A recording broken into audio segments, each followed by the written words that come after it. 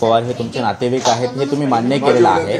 मात्र ज्या पद्धतीने संजय राऊत तुमच्यावरती आरोप करतायत की ते तुमचे नातेवाईक आहेत आणि त्यांच्या नियुक्तीसाठी तुम्ही वारंवार शिफारसी केलेल्या होत्या आणि आयुक्त म्हणून सुद्धा नियुक्ती करताना ते IAS नसताना सुद्धा त्यांची तुम्ही शिफारस केलेली होती। आपण ही माहिती दिल्याच्या नंतर या संदर्भातलं मी माहिती घेतली, कारण काल शिक्षण विभागाच्या कार्यक्रमाच्या निमित्ताने मी दिल्लीला होतो दिवसभर आणि आज सकाळी तुम्ही आल्याच्या नंतर मी या संदर्भातलं माहिती घेतली। त्या माहितीवरनं असं दिसतंय संजय राऊत जे बोलले की माननीय एकनाथजी शिंदेसाहेब मुख्यमंत्री महोदय असताना त्यांचं नियुक्ती मी त्यांच्याकडनं करून घेतली, परंतु ती माहिती घेतल्याच्या नंतर असं दिसतंय की माननीय उद्धवजी ठाकरे साहेब मुख्यमंत्री असतानाच त्यांचं वसईला त्या ठिकाणी पोस्टिंग करण्यात आलेलं आहे। पवार हे माझे दूरचे नातेवाईक आहेत, ही वस्तुस्थिती आहे, मी नाकारत नाही। ईडी ही एक स्वायत्त संस्था आहे, त्या चौकशीमध्ये जे काही समोर येईल त्याप्रमाणे त्या ठिकाणी जे कोण दोषी असतील त्यांच्यावर त्या ठिकाणी कायदेशीर नियमाप्रमाणे कारवाई केली जाईल।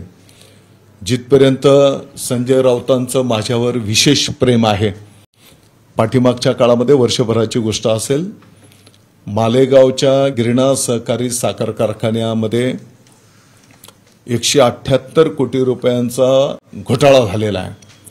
असा त्यांनी नेहमीप्रमाणे दररोज जे तुम्हाला सनसनाटी काहीतरी आरोप करून देतात त्याप्रमाणे त्यांनी केलेला।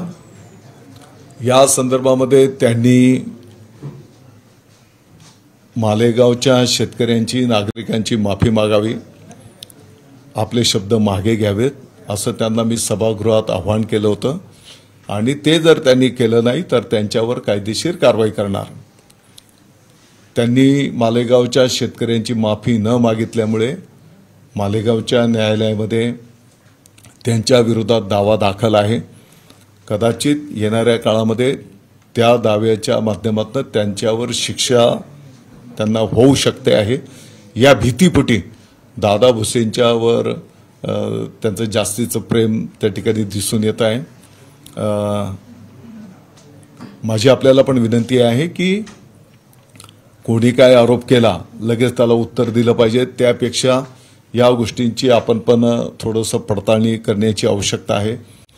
दररोज 9:30 वाजता त्यांनी अगदी पोडियम वगैरे तयार करून ठेवलेला आहे, तिकडं ते येणार 10 मिनिट असंच सनसनाटी काहीतरी बोलणार आणि परत एकटे पाठीमागे बिळात जाणार।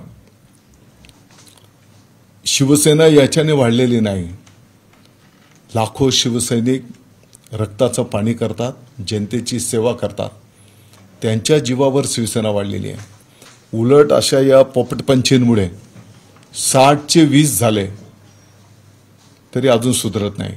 फक्त खोटे नाटे आरोप करायचे, दिशाभूल करायची। त्यांना भीती आहे की पहिल्या खोट्या आरोपांमुळे आता त्यांच्यावर त्या ठिकाणी कारवाई होणार आहे। भुसे साहेब, राऊतांच्या आरोपावरती तुम्ही तुमची भूमिका मांडलेली आहे, मात्र कधी तुम्ही उद्धव ठाकरे मुख्यमंत्री असताना किंवा एकनाथ शिंदे मुख्यमंत्री असताना अनिल पवार यांची शिफारस कधी काही केली होती का, त्याबद्दल काय सांगायचं? बघा, माणूस दैनंदिन, आता तुम्ही इथे दिवसभर जर बसले, इथे 100 लोक येणार, कोणाचे काय प्रश्न घेऊन येतात, आहे का नाही? समोरच्याचा प्रश्न सुटला पाहिजे त्या पद्धतीने आपण काम करत राहतो। राहिला विषय तर त्यांनी पुरावे द्यावे ना। ते पहिलेच खोटं बोलले का एकनाथजी शिंदेसाहेब मुख्यमंत्री असताना त्यांच्याकडनं मी पोस्टिंग करून घेतले असं बोलले ना तुमच्या समोर। नाही, पण ते असंही म्हणतायत की उद्धव ठाकरे मुख्यमंत्री असताना दादा भुसे वेगवेगळ्या शिफारसींसाठी आग्रही असायचे। ते पण आग्रही असायचे ना। कोणाच्या नियुक्तीसाठी ते त्यांना विचारा। आणि मुख्यमंत्री उद्धव ठाकरे साहेब असताना मी पण मंत्री होतो, मी कुठं नाकारतो। पण अनिल पवार यांची त्या काळामध्ये संजय राऊत पण आमचे नेते होते, त्यांच्या घरी पण मी जायचो, ते पण मला ओळखतात। त्यांचे आणि माझे पण संबंध होते, हे त्यांना पण माहिती आहे. परंतु फक्त खोटे नाटे आरोप करायचे. आता कोण कोणाचा नातेवाईक आहे, आता समजा कालची घटना जे काही आहे त्याचा न्यायनिवाडा होईल, पण ते जर झालं नसतं मग नातं होतं. आता लाखोंनी नातेवाईक आहेत ना. हे प्रकरण यासाठी गंभीर आहे भोसे साहेब. हे प्रकरण यासाठी हे तर सगळ्यात मोठं नातं आहे आमचं. आता कोण शिवसैनिक काय समजा काही काम घेऊन आला तर तुम्ही काम नाही करणार, मदत नाही करणार त्याला. तुम्हाला असं म्हणायचं आहे की बाबा शिफारस केली असेल किंवा नाही केली असेल किंवा आता ते आठवत माझं नाही, म्हणणं की ते त्यांनी सिद्ध करावं. पण भोसेंनी शिफारस केली नाही. बघा, ते नातेवाईक नाहीत असं मी बोललो का? नाही, नातेवाईक आहे हे तुम्ही मान्य केलं, पण शिफारस केली ते- होती की ते- नाही ते- त्याचं स्पष्ट ऐका. उत्तर. मी असं पण सांगू शकतो की ते खूप लांबचे नातेवाईक आहेत. माझ्या बहिणीची मुलगी त्यांच्या कुटुंबामध्ये दिलेली आहे, तरी मी नाही कुठं बोललो. नाही कुठे बोललो मी. वसई विरारमध्ये डम्पिंगच्या जागेवरती अनधिकृत 41 इमारती उभ्या राहतात. त्यासाठी विकासकांना सगळी परवानगी दिली जाते आणि त्यावेळेला अनिल पवार हे आयुक्त असतात. त्यांच्या परवानगीनुसारच हे सगळे कामकाज घडलं आणि ते आता दोषी जर असतील- ते इमारती पाडल्या गेल्या आहेत. त्यांच्या घरी 1.5 कोटीचं घबाड रोख रक्कमेचं सापडलेलं आहे ईडीला. ही कारवाई गंभीर पाहतात. तुमच्यावरती ज्या कनेक्शनचा आरोप होतोय किंवा राऊत ज्या पद्धतीने आरोप करतायत, तुम्ही अनिल पवारांची शिफारस केली होती की नाही केली होती काय हे तुम्ही connection? स्पष्ट. तुम्ही अनिल पवारांची शिफारस केली आणि त्यानंतर त्यांच्या मागे तुमचे काही हितसंबंध होते असा राऊतांचा आरोप. उद्धवजी ठाकरे साहेबांनी त्यांचं नियुक्ती केलेली, मग त्यांच्यावर आरोप करणार. पण उद्धव ठाकरेंकडे नियुक्तीसाठी शिफारस घेऊन कोण गेलं होतं? संजय हा राऊत एक पण गेलेले असतील. गेले होते. मी कुठे बोलतो, मला माहित नाही. मी असल्या हवेत थोडी गोळीबार करतो.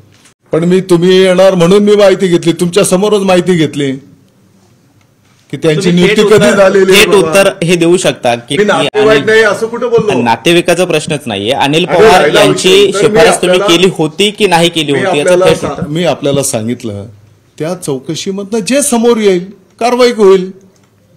नातेवाईक असू दे, आणखी कोण असू दे, त्याच्यात इतका काय मोठा विषय आहे. जर चूक केली असेल कारवाई होईल.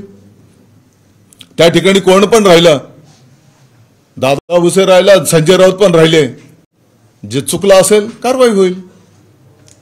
दुसरा एक महत्त्वाचा प्रश्न, शिवसेनेचे अनेक मंत्री सध्या अडचणीत येत आहेत आणि त्या अडचणींना समजून घेताना सरकार कुठेतरी फक्त समजावण्याचीच भूमिका घेत आहे. राज्यात नवीन एक ऍक्ट आलेला आहे, तो म्हणजे फडणवीस ऍक्ट. फक्त समजायचं मंत्र्यांना आणि त्यांच्या चुका माफ करायच्या असाही आरोप राऊत यांनी केला. संजय राऊतांच्या किती चुका आहेत, दररोज चुका करतात ते. पण आम्ही लोकशाही कायद्याला मानणारे कार्यकर्ते आहोत. त्यांच्या विरोधात आरोप पत्र दाखल केलेलं आहे ना, कोर्टात न्यायालयात दाद मागितलेली आहे आणि मला विश्वास आहे न्यायनिवाडा होईल, राऊतांवर कारवाई होईल. न्यायव्यवस्था आहे ना आपल्याकडे, आणि त्या भीतीपोटी ते असे खोटे आरोप करतायत. तुम्ही दाखल केलेला खटला मागे घ्यावा म्हणून ते आरोप करताय. बिलकुल. पण त्यांना माहित नाही, मी पण हिंदू हृदय सम्राट शिवसेना प्रमुख माननीय बाळासाहेब ठाकरे साहेबांचा शिवसैनिक आहे, धर्मवीर आनंदजी दिघे साहेबांचा शिवसैनिक आहे. ते मला पण चांगलं ओळखतात.